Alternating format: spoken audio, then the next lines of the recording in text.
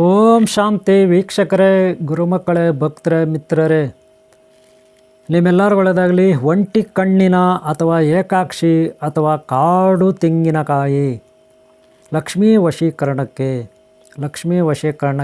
ಅಷ್ಟೈಶ್ವರ್ಯ ಮಾತೆ ಅಷ್ಟಲಕ್ಷ್ಮಿ ವಶೀಕರಣಕ್ಕೆ, ಸಿದ್ಧಿ ಮಂತ್ರಗಳಿಗೆ, ಲಕ್ಷ್ಮೀ ಆರಾಧನೆಗೆ ಒಂಟಿ ಕಣ್ಣಿನ ಅಥವಾ ಏಕಾಕ್ಷಿ ತೆಂಗಿನಕಾಯಿ, ಕಾಡು ತೆಂಗಿನಕಾಯಿ, ಒಂಟಿ ಕಣ್ಣಿನ ತೆಂಗಿನಕಾಯಿ, ಶ್ರೀ ಲಕ್ಷ್ಮಿ ಅನಂತ ಲಕ್ಷ್ಮಿಯ ಓಂ ಶ್ರೀ ಅನಂತ ಪದ್ಮಾವತಿ ಅನಂತ ಲಕ್ಷ್ಮಿ ಅನಂತ ಪದ್ಮನಾಭ ಸ್ವಾಮಿ ಶಕ್ತಿ ಮಂತ್ರಸಿದ್ಧಿಗೆ ವಶೀಕರಣಕ್ಕೆ ಏನು ಕಾಡು ತೆಂಗಿನಕಾಯಿ ಅಥವಾ ಒಂಟಿ ಕಣ್ಣಿನ ತೆಂಗಿನಕಾಯಿ, ಇದ್ರ ಬಗ್ಗೆ ನಾವು ಇವತ್ತು ಮಾಹಿತಿ ತಿಳ್ಕೊಳ್ಳೋಣ. ನಾನು ಈಗ ನಿಮಗೆ ಇದ್ರ ಬಗ್ಗೆ ಇವತ್ತು ಮಾಹಿತಿ ಅಂತ ಹೇಳ್ಕೊಡ್ತೀನಿ. ಯಾವ ರೀತಿ ಮಂತ್ರಸಿದ್ಧಿ ಮಾಡ್ಕೊಳ್ಳೋದು, ಯಾವ ರೀತಿ ಆರೋಗ್ಯ ಭಾಗ್ಯ, ಐಶ್ವರ್ಯ, ಸುಖ, ಸಂತೋಷ, ನೆಮ್ಮದಿ, ಅಭಿವೃದ್ಧಿ ಇದೆಲ್ಲ ವಶೀಕರಣ ಹೇಗೆ, ಮಂತ್ರಸಿದ್ಧಿ ಹೇಗೆ ನೀವು ಮನೆಯಲ್ಲೇ ಹೇಗೆ ಮಾಡ್ಕೋಬೋದು, ನೀವೇ ಹೇಗೆ ಮಾಡ್ಕೋಬೋದು ಅನ್ನೋದನ್ನು ಈ ಒಂದು ವಿಡಿಯೋನಲ್ಲಿ ನೋಡೋಣ. ಲಾಸ್ಟ್ವರೆಗೂ ಈ ವಿಡಿಯೋನ ನೋಡಿ, ಆಮೇಲೆ ನಿಮ್ಗೆ ಇದರ ಬಗ್ಗೆ ಹೇಗೆ ಮಾಡ್ಕೋಬೇಕು ನೀವು ಅನ್ನೋದು ಇದರಲ್ಲಿ ಪೂರ್ಣ ಮಾಹಿತಿ, ಒಂದಷ್ಟು ಮಾಹಿತಿ ನಿಮ್ಗೆ ಗೊತ್ತಾಗುತ್ತೆ. ಓಕೆನಾ? ಓಕೆ, ಒಳ್ಳೆಯದಾಗಲಿ. ಈಗ ನಾವು ಸ್ಟಾರ್ಟ್ ಮಾಡೋಣ ವಿಡಿಯೋನ. ಒಂಟಿ ಕಣ್ಣು ತೆಂಗಿನಕಾಯಿ, ಏಕಾಕ್ಷಿ ತೆಂಗಿನಕಾಯಿ, ಇದರ ಬಗ್ಗೆ ನೀವು ಇವರು ಹಾಗೆ ತಿಳ್ಕೊಳ್ಳಿ. ಈ ವಿಡಿಯೋನ ಲಾಸ್ಟ್ವರೆಗೆ ನೋಡಿ. ಈ ಒಂಟಿ ಕಣ್ಣು ತೆಂಗಿನಕಾಯಿ ಬಗ್ಗೆ ನಾನು ನಿಮಗೆ ಮಾಹಿತಿಯನ್ನು ಕೊಡ್ತೀನಿ. ಲಾಸ್ಟ್ವರೆಗೂ ನೋಡಿ ಇವರೇ ಈ ವಿಡಿಯೋನ, ಇದರ ಬಗ್ಗೆ ಎಲ್ಲ ಮಾಹಿತಿ ನಿಮ್ಗೆ ಸಿಗುತ್ತೆ. ಒಂಟಿ ಜುಟ್ಟಿನ, ಒಂಟಿ ಕಣ್ಣಿನ, ಒಂಟಿ ಕಾಡು ತೆಂಗಿನಕಾಯಿ. ನೀವು ಈ ತೆಂಗಿನಕಾಯಿ ಏತಕ್ಕಾಗುತ್ತೆ? ಲಕ್ಷ್ಮೀ ಪೂಜೆಗೆ, ಹಾಗೆ ಬೇರೆ ಬೇರೆ ಮನೆಗಳಲ್ಲಿ ಮಾಡ್ತಕ್ಕಂಥ ಶುಭ ಕಾರ್ಯಗಳಿಗೆ ಈ ಒಂದು ತೆಂಗಿನಕಾಯಿ ಉಪಯೋಗಕ್ಕೆ ಬರುತ್ತೆ. ಆದರೆ ಇದನ್ನು ಹೇಗೆ ಮನೆಯಲ್ಲಿ ಇಟ್ಟು ಪೂಜೆ ಮಾಡಬೇಕು ಅನ್ನೋದನ್ನು ಒಂದು ಸಾರಿ ನಾನೀಗ ನಿಮಗೆ ಒಂದಷ್ಟು ಮಾಹಿತಿಯನ್ನು ತಿಳಿಸ್ಕೊಡ್ತೀನಿ. ನೋಡಿ, ಈ ಕಾಯಿಯನ್ನು ನೀವು ಗ್ರಂಥಿಗೆ ಅಂಗಡಿಗಳಲ್ಲಿ ಸಿಗುತ್ತೆ. ಎಲ್ಲಿ? ಗ್ರಂಥಿಗೆ ಅಂಗಡಿಗಳಲ್ಲಿ ಸಿಗುತ್ತೆ. ಈ ಥರ ಅಂಗಡಿಗಳು, ಈ ಅಂಗಡಿಗಳಲ್ಲಿ, ಗ್ರಂಥಿಗೆ ಅಂಗಡಿಗಳಲ್ಲಿ ನಿಮಗೆ ಈ ಥರ ಅಂಗಡಿಗಳಲ್ಲಿ ನೀವು ಏನಿದೆ ಇದು ಅದು ಸಿಗುತ್ತೆ ಐಟಮ್ಸ್. ಇಲ್ಲಿ ನೀವು ತಗೋಬೇಕು. ಅದನ್ನು ತಗೊಂಡು ಜೊತೆಗೆ ಅಗರಬತ್ತಿ, ಊದ್ಕಡ್ಡಿ, ಕರ್ಪೂರ ಇತ್ಯಾದಿ ಇತ್ಯಾದಿ ತಗೊಂಡು, ಹಾಗೆ ಹೂವು ಎಲ್ಲ ತಗೊಂಡು, ಶುಕ್ರವಾರ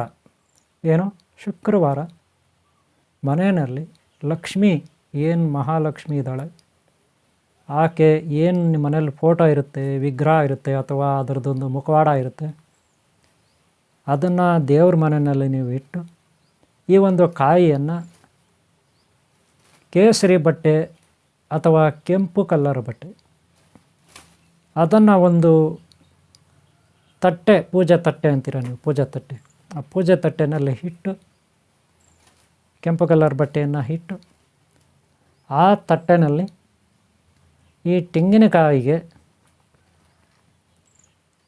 ಅರಿಶಿನ ಕುಂಕುಮ ಇಟ್ಟು, ಹಾಗೆ ಹೂವು ಎಲ್ಲ ಇಟ್ಟು ನೀವು ಪೂಜಾ ರೀತಿ ಅಲಂಕಾರ ಮಾಡಬೇಕು. ಯಾವುದಕ್ಕೆ? ತೆಂಗಿನಕಾಯಿಗೂ ಸಹ ನೀವು ಹೂವು ಎಲ್ಲ ಇಡಬೇಕಾಗುತ್ತೆ. ಅದನ್ನು ಲಕ್ಷ್ಮೀ ಫೋಟೋ ಮುಂದೆ ಅಥವಾ ಕಳಸ, ಲಕ್ಷ್ಮೀ ಕಳಸ ಅಥವಾ ಕವಚದ ಮುಂದೆ, ವಿಗ್ರಹದ ಮುಂದೆ ಇಡಬೇಕು. ಶುಕ್ರವಾರ ನೀವು ಮಹಾಲಕ್ಷ್ಮಿಗೆ ಹೇಗೆ ನೀವು ಮನೆಯಲ್ಲಿ ಪೂಜೆ ಮಾಡ್ತೀರೋ ಹಾಗೆ ಮೊದಲು ವಿಘ್ನೇಶ್ವರ, ಓಂ ಶ್ರೀ ಸಿದ್ಧಿ ಬುದ್ಧಿ ಧೂಮ್ರಕೇತು ಕಲ್ಕೆ ಚಿಂತಾರ ವಿದ್ಯಾ ಮಹಾಗಣಾಧಿಪತಿಯನ್ನು ತಿಳ್ಕೊಬೇಕು. ಸುಖಾಲಾಭ ದೇವತಾನ ತಿಳ್ಕೊಬೇಕು. ಸಂತೋಷಿ ಮಾತೆಯನ್ನು ತಿಳ್ಕೊಬೇಕು. ಶ್ರೀ ವೆಲ್ಲಿ ಮಾತಾ, ದೇವಸೇನ ಮಾತಾ, ಕುಮಾರಸ್ವಾಮಿಯನ್ನು ತಿಳ್ಕೊಬೇಕು. ಮೂಷಕರಾಜ್, ಮಯೂರ, ದೇವತಾದಿ ಸಕಲ ದೇವತಾ ವಾಹನ ಗಣಗಳು ಹಾಗೂ ದೇವತೆಗಳು, ಹಾಗೆ ಗುರುಗಳು, ಮಹಾಮಾತೆಯರು, ಮಹಾನುಭಾವರು, ಹಾಗೆ ನಿಮ್ಮೆಲ್ಲರ ಮಾತಾಪಿತಾ ಪೂರ್ವ ಶಕ್ತಿಯನ್ನು ಕೂಡ ತಿಳ್ಕೊಬೇಕು. ಎಲ್ಲರನ್ನೂ ತಿಳ್ಕೊಂಡು ಆದಮೇಲೆ ದಿಕ್ಪಾಲಕ ಶಕ್ತಿಗಳು, ಅಷ್ಟವಸುಗಳು, ದಿಕ್ಪಾಲಕರು, ಇವರನ್ನು ಪಂಚಭೂತಗಳು, ಈ ಪ್ರಕೃತಿಯನ್ನು ತಿಳ್ಕೊಬೇಕು. ಗೊತ್ತಾಯ್ತಲ್ಲ? ಇದೆಲ್ಲ ಆದಮೇಲೆ ಕೂತ್ಕೊಂಡು ಪೂಜೆ ಪ್ರಾರಂಭ ಮಾಡಬೇಕು. ಆದರೆ ನಿಮಗೊಂದು ಮಂತ್ರ ಬೇಕಾಗುತ್ತೆ. ಪೂಜೆ ಆದಮೇಲೆ ಪ್ರಸಾದ, ಏನು ಪ್ರಸಾದ, ಪಾಯಸ ಅಥವಾ ಏನಾದರೂ ಸ್ವೀಟ್ಸು ಇದೆಲ್ಲ ಮಾಡ್ಕೋಬೇಕು. ಸೇಮ್ ನೀವು ಮನೆಯಲ್ಲಿ ಯಾವಾಗಲೂ ಪೂಜೆ ಹೆಂಗೆ ಮಾಡ್ತೀರ ಅದೇ ರೀತಿ ಮಾಡಿ. ಇದೇ ಮಹಾಲಕ್ಷ್ಮಿ ಪೂಜೆ. ಆದರೆ ಇದರಲ್ಲಿ ಒಂದು ಎಕ್ಸ್ಟ್ರಾ ಇರುತ್ತೆ, ತೆಂಗಿನಕಾಯಿ, ಒಂಟಿ ಕಣ್ಣಿನ ಏಕಾಕ್ಷಿ ತೆಂಗಿನಕಾಯಿ, ಕಾಡು ತೆಂಗಿನಕಾಯಿ ಇದೊಂದಿರುತ್ತೆ. ಇನ್ನೆಲ್ಲ ಮಾಮೂಲಿ ಹಣ್ಣು ಹಂಪಲ ಇವೆಲ್ಲ ಎಲೆ ಅಡಿಕೆ ತಾಂಬೂಲ ದಕ್ಷಿಣೆ ಇವೆಲ್ಲ ಇಟ್ಕೋಬೇಕು. ನೈವೇದ್ಯ ಏನೋ ಒಂದು ಸ್ವೀಟ್ ಮಾಡಿರಬೇಕು. ಯಾವ ವಾರ? ಶುಕ್ರವಾರ ಪ್ರಾರಂಭ ಮಾಡಬೇಕು. ಗೊತ್ತಾಯ್ತಲ್ಲ? ಪ್ರಾರಂಭ ಮಾಡಿದಾಗ ಇಷ್ಟು ಮಂತ್ರಗಳು ನಾನು ಹೇಳಿದೆ. ವಿಘ್ನೇಶ್ವರ ದೇವನ ಶಕ್ತಿಯಿಂದ, ಕುಮಾರಸ್ವಾಮಿ ಶಕ್ತಿಯಿಂದ ದೇವತೆಗಳು ನಿಮ್ಗೆ ಇಷ್ಟ ಬಂದ ದೇವತೆಗಳನ್ನ ತಿಳ್ಕೊಬೇಕು. ಹಾಗೆ ಗುರುಗಳನ್ನು ತಿಳ್ಕೊಬೇಕು, ಮಾತಾಪಿತಾ ಪೂರ್ವಜರನ್ನು ತಿಳ್ಕೊಬೇಕು. ಇದಾಯಿತು. ಪೂಜೆ ಆದಮೇಲೆ ನೀವು ಒಂದು 10-15 ನಿಮಿಷ ಧ್ಯಾನಕ್ಕೆ ಕೂರಬೇಕು. ಯಾವ ರೀತಿ? 48 ದಿನ ಪ್ರತಿದಿನ ನಾನೊಂದು ಬೀಜಾಕ್ಷರ ಮಂತ್ರ ಇವಾಗ ನಿಮಗೆ ಕೊಡ್ತೀನಿ. ಈ ಬೀಜಾಕ್ಷರ ಮಂತ್ರ ಎಷ್ಟು ದಿನ? 48 ದಿನ ಪ್ರತಿದಿನ. ಬೆಳಗ್ಗೆ ನೀವು 7 ಗಂಟೆಗಾದರೂ ಎಚ್ಚರಿಕೆಗೊಳ್ರಿ, 5 ಗಂಟೆಗಾದರೂ ಎಚ್ಚರಿಕೆಗೊಳ್ರಿ, 8:15 ಆಗಾದರೂ ಎಚ್ಚರಿಕೆಗೊಳ್ರಿ, 9 ಗಂಟೆಗಾದರೂ ಎಚ್ಚರಿಕೆಗೊಳ್ರಿ. ಎದ್ದ ಮೇಲೆ, ಬೆಳಗ್ಗೆ ಎದ್ದ ಮೇಲೆ ಹಾಸಿಗೆ ಮೇಲೆ ಕೂತ್ಕೊಂಡೆ ನೀವು ಕೈಗಳನ್ನು ಜೋಡಿಸಿ, ಕರಾಗ್ರೆ ವಸತಿ ಲಕ್ಷ್ಮಿ, ಕರ ಮಧ್ಯೆ ವಿದ್ಯಾ ಮಹಾ ಸರಸ್ವತಿ, ಕರಮೂಲೆ ಸ್ಥಿತಿ ಗೌರೈ ನಮಃ ಈ ಪ್ರಾರ್ಥನೆಯನ್ನು ಮಾಡಬೇಕು. ಕರಾಗ್ರೆ ವಸತಿ ಮಹಾಲಕ್ಷ್ಮಿ ಅಂತ ಕೈ ಬೆರಳುಗಳ ಮೇಲೆ ಇರತಕ್ಕಂಥ ಚಕ್ರಗಳು, ಶಂಖ ಚಕ್ರ ಗದೆಗಳನ್ನು ನೋಡ್ಕೋಬೇಕು. ಅನಂತರ ಕೈ ಮಧ್ಯದಲ್ಲಿರುವ ರೇಖೆಗಳು, ಕರ ಮಧ್ಯೆ ವಿದ್ಯಾ ಮಹಾ ಸರಸ್ವತಿ, ಕೈ ಮಧ್ಯ ರೇಖೆ. ಆಮೇಲೆ ಕರಮೂಲೆ ಸ್ಥಿತಿ ಗೌರೈ ನಮಃ ಈ ಕೊನೆಯ ಭಾಗದಲ್ಲಿ ನಿಮ್ಮ ಅಂಗ ಇಮಿಡಿ ಇರುತ್ತಲ್ಲ ಅಲ್ಲಿ ನೋಡ್ಕೋಬೇಕು, ಅಂಗುಲದ್ದು. ಓಕೆನಾ? ಇಷ್ಟು ಪ್ರಾರ್ಥನೆ ಆಮೇಲೆ ಒಂದು 10 ನಿಮಿಷ ಧ್ಯಾನ ಮಾಡಬೇಕು. ಹಾಸಿಗೆ ಮೇಲೆ ಅಥವಾ ಚಾಪೆ ಮೇಲೆ ಎಲ್ಲೋ ಮಲ್ಕೊಂಡಿರ್ತೀರ, ಅಲ್ಲೇ ಕೂತ್ಕೊಂಡೇ ಧ್ಯಾನ ಮಾಡಬೇಕು. ಆಮೇಲೆ ನೀವು ಕೆಳಗಡೆ ಪಾದ ಇಡ್ತೀರ, ಎಲ್ಲಿ? ಭೂಮಿ ಮೇಲೆ. ಆವಾಗ ಇನ್ನೊಂದು ಪ್ರಾರ್ಥನೆ ಇರುತ್ತೆ.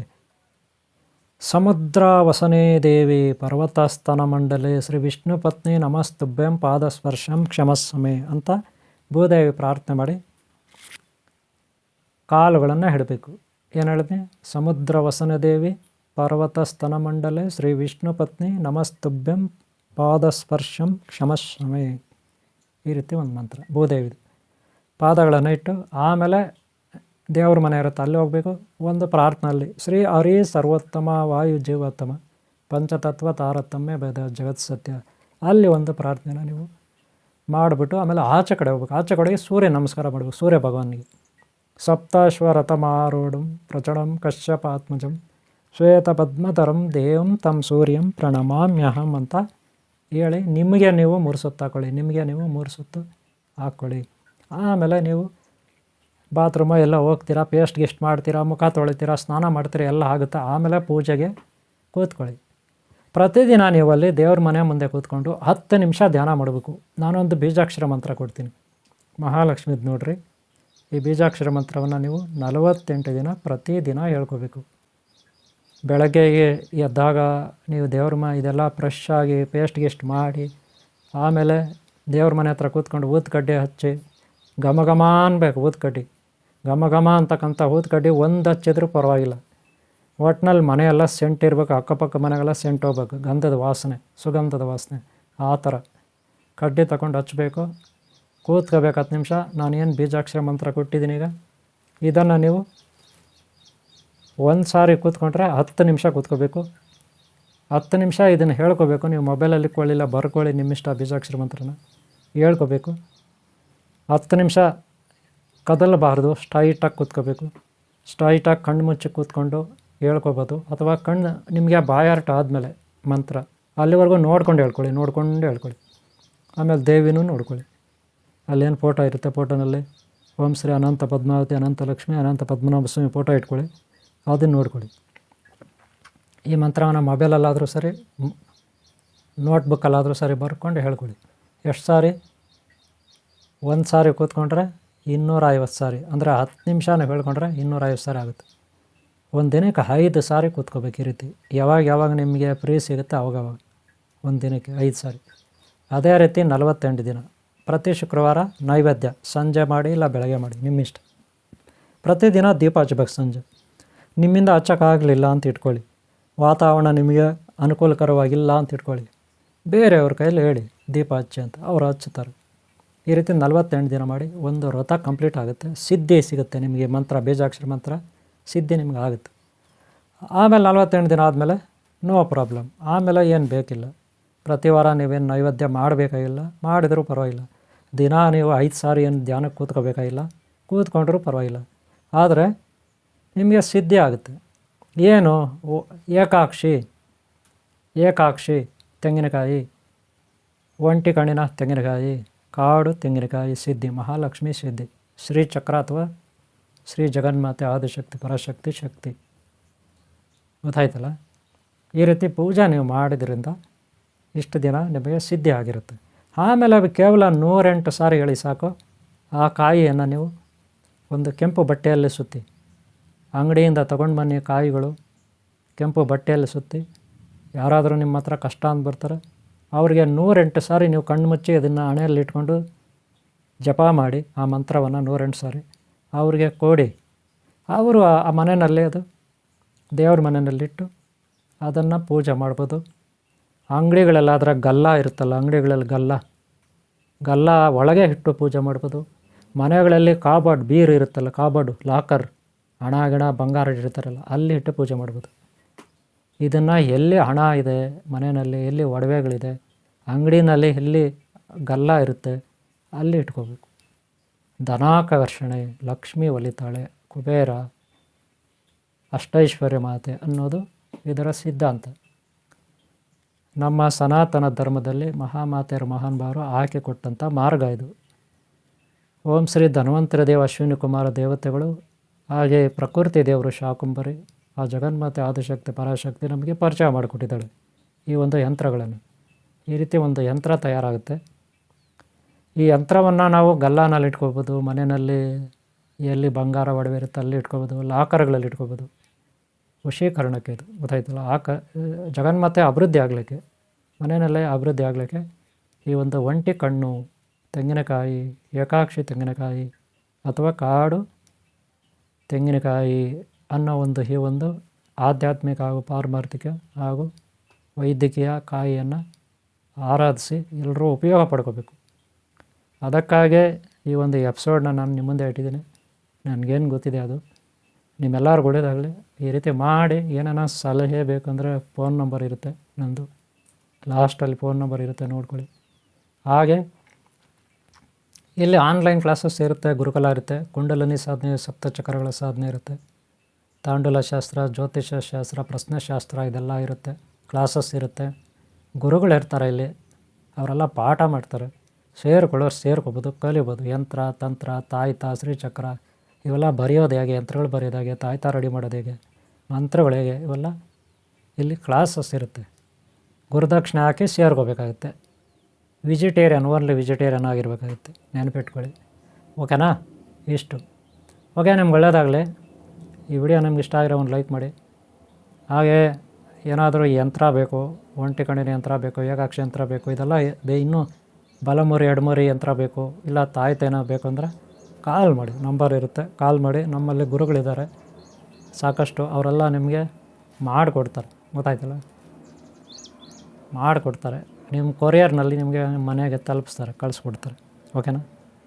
ಓಕೆ. ನಿಮ್ಗೆ ಒಳ್ಳೆಯದಾಗಲಿ. ಈ ವಿಡಿಯೋ ಇಷ್ಟ ಆದ್ರೆ ಒಂದು ಲೈಕ್ ಮಾಡಿ. ಹಾಗೆ ಹಿಂದಿನ ಭಾಗ ನೋಡಿ, ಹಾಗೆ ಮುಂದಿನ ಭಾಗ ನೋಡಿ. ನಿಮ್ಮೆಲ್ಲರಿಗೂ ಒಳ್ಳೆಯದಾಗಲಿ. ಓಂ ಶಾಂತಿ, ಓಂ ಶಾಂತಿ, ಓಂ ಶಾಂತಿ.